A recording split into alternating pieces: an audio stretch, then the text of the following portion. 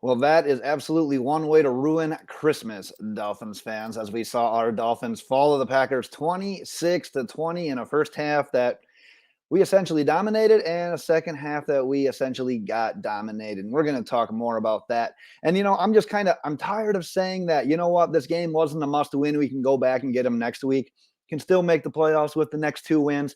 It's getting so tired to say that because who wants to talk playoffs when you're talking about a team that's lost its last 4 regular season games? Yeah, like I said, we can still make the playoffs.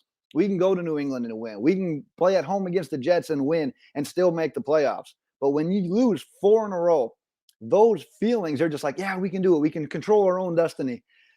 It's just empty. It just feels so empty at that point in time. And it's a tough loss. And now there's a lot of people out there as well that are like, it's the holidays. I got some time off from work. But guess what? Now you get to spend that entire week leading up to next week, what feels like a must-win game, thinking about this loss and the way that it happened.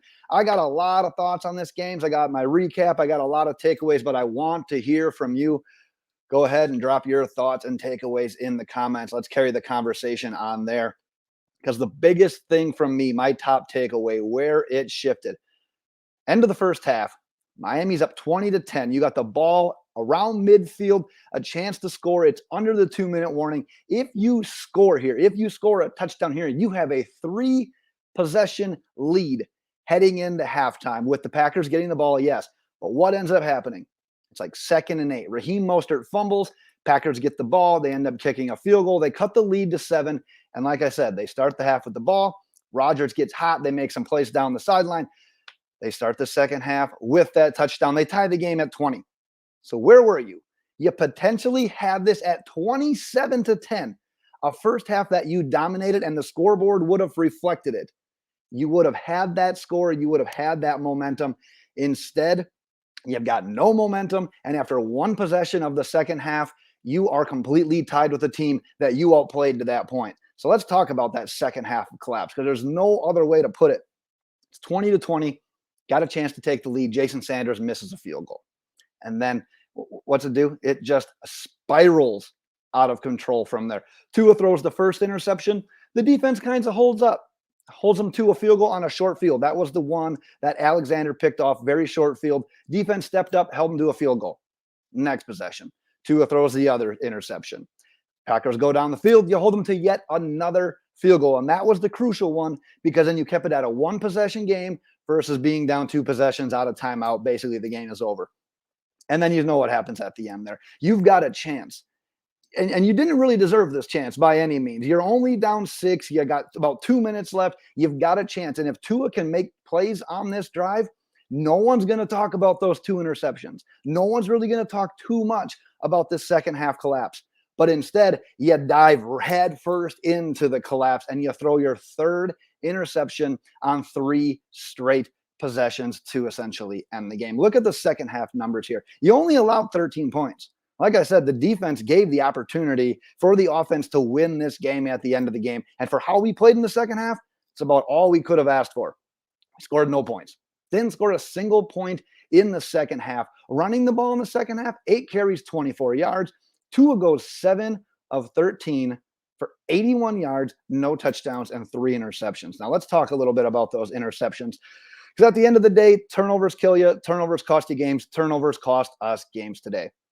First one, Tyreek gets a little bit of a bump at the line of scrimmage. Nothing illegal. You can make the contact right there. But he gets the timing off a little bit. And then you get Tyreek Hill, Jaylen Waddle, essentially running routes in similar areas of the field where there are just a plethora of defenders. The ball is slightly overthrown. It sails on Tua. It's an intercepted pass. Shouldn't have thrown the ball. But like I said, defense kind of bails you out, holds them to a field goal there. But that's your first interception. Second interception. Tua and Raheem Mostert simply weren't on the same page on this one. Tua's looking left the entire time, trying to do the eye manipulation. Devondre Campbell wasn't having it. Props to Devondre Campbell on the film study and not doing that thing where you're tempted to lean one way because of the eyes. He stayed put, got the interception on a nice break on that one. But honestly, there's huge miscommunication on that play because even if Devondre Campbell doesn't pick that off, if he's not in that spot, that ball's not even going to get completed. Raheem Mostert would have never even seen that ball come by him. So that was a huge miscommunication. And then the third one, the killer one, when you got an opportunity to drive down the field for a game-winning touchdown, have a signature moment where you can go down the field, get this win on Christmas Day, and then you've got those last two games when you're not going into them with a 4-game losing streak. Rasul Douglas just made a better play. You could see it on the replay. He saw Tyreek going underneath. He knew that he either had a linebacker or a safety there. He could come off that guy and take Gesicki, who was running a little bit of a deeper out. He took the chance. Ball gets thrown downfield. He got the interception. That one is Rasul Douglas doing his homework once again and making a play on a ball that he saw through his film study. And yeah, you got to take those chances when you have no timeouts, when you're under 2 minutes. It was already second and long. The clock is running. You got to go downfield. You got to take chances. But at the end of the day, you're not going to win games throwing 3 interceptions. And we saw that today. And no, like I said, they weren't all on Tua, but you got to be smarter. You got to be better with the ball than what we saw in the second half there.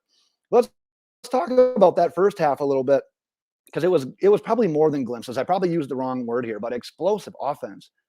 Jaylen Waddle's touchdown, the speed for the second week in a row to see what he can do, what he's capable of doing when the ball is in his hand, just being a menace after the catch. And the best part about that, Tyreek Hill showing his blazing speed as well, getting out in front and essentially just boxing people out when he didn't even really need to. That was a great play. But look back in the first half as well. There was one drive where it was 1st and 20, and you pick up a first down to Mike Gesicki on that play. Later on that same drive, you had a 1st and 15. Tua hits the deep money shot to Tyreek, gets down to the 1-yard line. Jeff Wilson finishes it with a touchdown.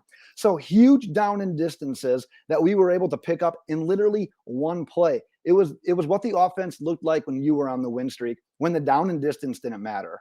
When the offense was on the field and you're like, it's 2nd and 13 or it's 3rd and 10, I feel pretty damn good about this. And that's what that entire first half felt like. We just haven't been able to consistently do that now. And obviously we couldn't do that in the second half, because look what we did in the first half. You scored 20 points. Tua threw for 229 yards on 9 completions. Offensively, the team ran the ball well, 5.8 yards per carry, had 58 rushing yards in the first half. Waddle had 96 receiving yards. Tyreek Hill had 84 receiving yards.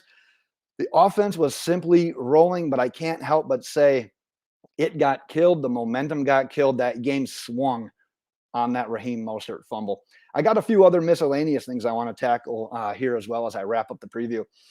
Mental mistakes, specifically offensive line with Connor Williams on a drive that he single-handedly killed. He had a holding call, which set us back yards. And on the next play, snaps it up high. Tua bobbles it, has to jump on it, just land on it. Literally kills a drive.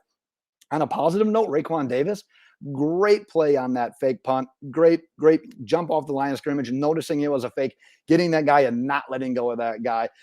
Strange play call by the Packers. I think it felt so obvious. That play was going. I'm just screaming. I'm screaming at nothing. Fake. Just look for the fake. And then obviously it was right there. And Raekwon Davis made a huge play on it. But another great positive from the game, Christian Wilkins. Dude's a menace. Pro Bowl snub. The Pro Bowl doesn't mean anything, especially we're on a 4-game losing streak. It's the least of my worries right now. But dude's a menace. 5 more tackles today. 2 more passes knocked down at the line of scrimmage.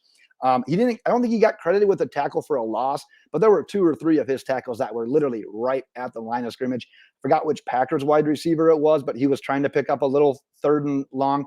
Wilkins showing that effort, not only pass rushes, but comes back, makes the tackle downfield, just completely blows the guy up. He had another great game. What else do we got? Oh, the Jason Sanders season long makes his first 2 kicks of the game, and then goes wide right when the score is 20-20. Another opportunity to put points on the board in the second half, maybe get a little bit of momentum, but you lose that. Well, like I said, another tough one. I have a lot of thoughts on this one. I want to keep this one a little bit quicker, obviously, with it being Christmas and everything. But so go ahead, drop your thoughts, takeaways in the comments, and we can continue to chat on there. Just a little tough, this one, when you know that the playoffs, like we keep talking about this, playoffs aren't that far away. You've got a down team in the Patriots who continue to find ways to lose games. You got a down team in the Jets who have no quarterback. But it just feels so deflating. It's like, okay, well, you win those 2, you're in. And then what? We just lost 4 going on. And yeah, I know it's a momentum, and We won't even be thinking about a 4-game losing streak if we win those next 2 and if we make the playoffs. But it's hard to even have faith in winning those 2 when one of them's a road game in New England when you've just lost your last 4 games. But those are the thoughts, takeaways that I've got from this game. I'm going to be back next week with numerous videos. I got a few extra things planned for next week as well, outside of my typical 3 preview videos. But that's what I've got for today, Dolphins fans. Try to enjoy the rest of your Christmas and your holiday. And until next time, Fins.